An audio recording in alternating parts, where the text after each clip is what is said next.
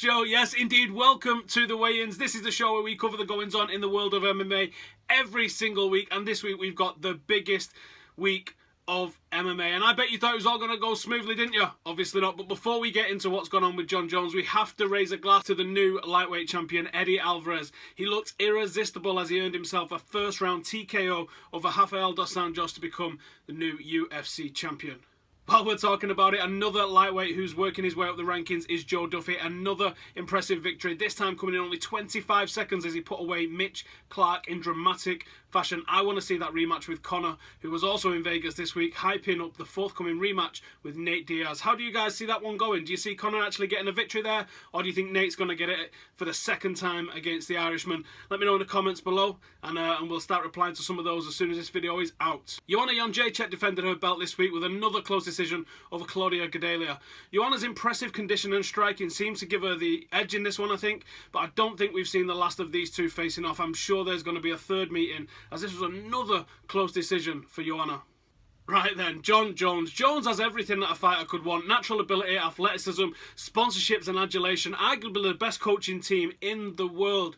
But the darkness inside him that makes him such an elite performer also forces him to make some strange decisions. He's been popped for PEDs from a test a few weeks ago, and he's been taken off the biggest fight card in history because of it. Jon, whatever is going on, get your shit together, because the fans of this sport are missing out on watching you become the Mike Tyson of this sport. All is not lost though, as Anderson Silva has stepped up to make a really interesting matchup with Daniel Cormier, and also to make sure that DC still gets paid this week. But we've got Matt and Jim over in Las Vegas at the Fan Expo, so let's hear what they've got to say about it.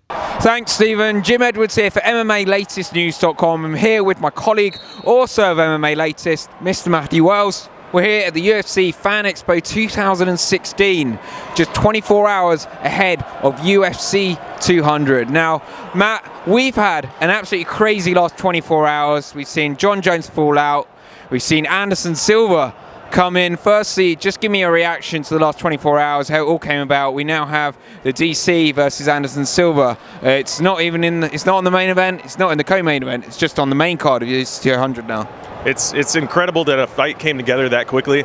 Not only just a fight, but a fight with Anderson Silva, one of the greatest of all time, replacing arguably the greatest of all time at this point. So, you know, it's pretty incredible work by the UFC to get this fight on there, still keep the billing of 9 champions on the card. So that's pretty cool too. But man, the amount of news this week so far has just been ridiculous. Do you think that Anderson Silva was on the sidelines ready to come in? It's possible. Yeah, that's the theory that's been going around, that he was kind of waiting in the wings, a huge name, just in case if someone were to fall out. You know, I'm not going to dive into that theory anymore. I'm just happy that it came together and that we still have a pretty intriguing matchup on the main card of UFC 200. Yeah, I mean, let's face it, if they couldn't do anything else, like Daniel Cormier versus Anderson Silva is a great replacement fight. Let's not get away from that. Obviously, we have Brock Lesnar returning. What have you made of Brock this week? He's been stealing the show a little bit, all the kind of media things that we've done. What do you make of Brock? Brock he seems to be in rare form. He's been really jovial throughout all of the interviews. He's soaking it all in, having a great time. Yeah, I'm sure he's getting paid a ton of money to be on this card, and I think it's a fight that he believes he can win against Mark Hunt. So he's really enjoying the moment. I think he's going to have a great weekend, and we'll see how it actually plays out on the cage on Saturday. Yeah, for sure. And obviously, the main event, the new main event, Miesha Tate versus Amanda Nunes for the UFC Women's Bantamweight title of the world. Is this a fight that deserves to be headlining UFC 200? I think it does, just because it's the only true championship fight on the card.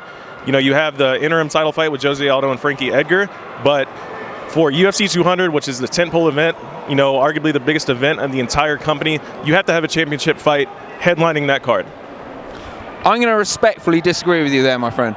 So let's look. About a month ago, we had a feature bout between Conor McGregor and Nate Diaz at 170 pounds. No title.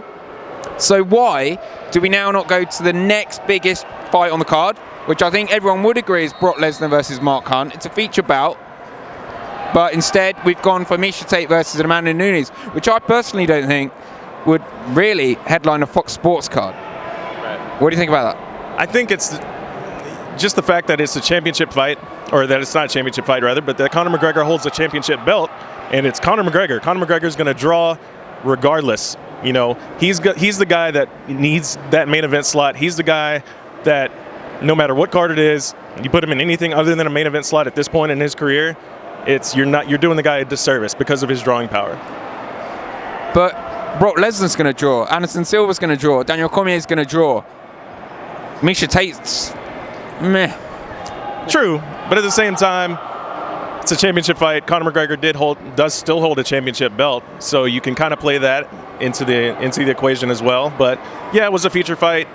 You know, it was a thing that Conor begged for. UFC obliged, and it ultimately fell apart. But now we have the only championship fight on the card in that top billing. I'm not worried about it. No, I mean, let's get real. It's going to be a great night of fights. The card is stacked from top to bottom. Give me one fight that we haven't talked about yet that you are really looking forward to Saturday night. It's my prediction for fight of the night. That's Jose Aldo against Frankie Edgar. That fight is going to be absolutely incredible. If you saw the first fight, you know exactly what I'm talking about. I expect nothing less than this time around. So these guys are truly fighting for what I believe will be the featherweight title. Because I don't know if Conor McGregor's ever coming back down. No, nor do I. I don't think he is. I genuinely think this is for the UFC featherweight title as well myself. So there you have it, Stephen. It has been an incredible week here in Las Vegas. We've still got the biggest show yet to come. I hope you've been enjoying it back home. We've been run ragged here in Vegas. Anyway, Stephen, back over to you in the UK. Cheers, lads. I'm not even a little bit jealous of you two being over there in Las Vegas while I'm here in Manchester and it's raining, honest. Kane versus Travis Browne is an incredibly relevant fight in terms of the heavyweight division, but how's it going to go down? I expect Travis to try and throw big bombs, which he does from quite a static position. If they connect, it's going to be a really easy night's work for him, probably a very quick night, especially if the recent surgery that Kane's had leaves him in any sort of ring rust. I always favour speed though, above all else, when everything is even as it is in this sort of matchup, so I have to favour Velasquez in this fight. A lot faster and a lot lighter on the feet. He's pretty elusive footwork for such a big guy, and I think the standing clinch and the relentless pace is going to prove too much for Browne to handle in this instance. I'm going to go for a stoppage in favour of Kane inside the distance, obviously. Aldo versus Edgar, possibly the people's main event. Easily potential fight of the night. This is going to be very, very, very intriguing. Has Aldo managed to banish the undoubted confidence shaker of a 13-second loss to Conor McGregor?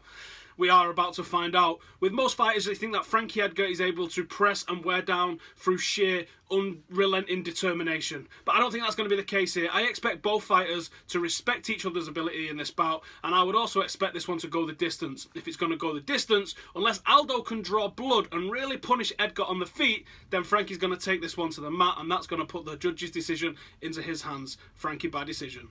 DC versus Anderson Silva. As we said earlier, this one is a fun fight. This is just a nothing. It means nothing to the rankings, but it makes sure that DC still gets paid this week. Now, a late replacement, Anderson, as Matt and Jim said, might have been waiting around to step in here, so he could be in great shape. Whether he is or not, I think DC is just too much of a problem to him. Down to pure size, he's just such a bigger man, and he also threw people around at heavyweight.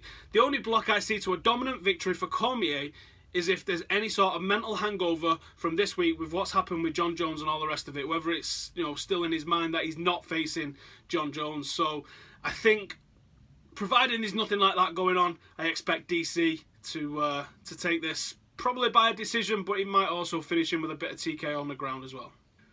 Brock Lesnar! Never did I think we'd be seeing this guy back in the cage, and he's up against Mark Hunt. This is a gift from the MMA gods. Now, this is a wonderful fight, completely irrelevant in terms of the rankings, completely irrelevant in terms of who's going to be getting the next title shot. Just pure, here, go have some fun.